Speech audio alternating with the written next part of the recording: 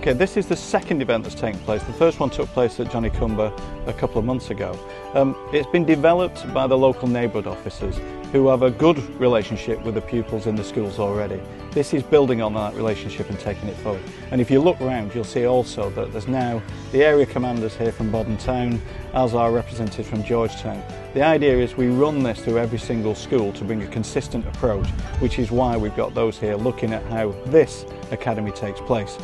It's meant to be fun, it's meant to be exciting, and later on, I don't know if you're going to be here then, but when the helicopter comes in, it gives an up close, it sort of gets people inspired and excited about it. And after all, these are assets that exist, paid for, Cayman Islands government on behalf of the Cayman Islands people, and they get a chance to look at what they do, how they're used and the benefits they bring in keeping these youngsters and these islands safe.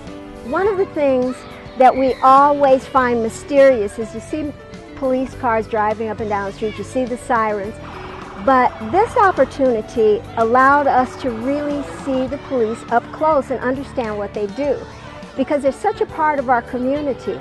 And actually our children do know the officers quite well. Officer Bailey and Officer Charlie are always around. But this allowed us to see, you know, just how difficult the work could be, but also how exciting. So I think getting a chance to go to the different stations really allowed them to have an experience that they otherwise would not have. And also for those individuals, and we did have several children who were interested in law enforcement, it gave them a little bit more information about how that was done.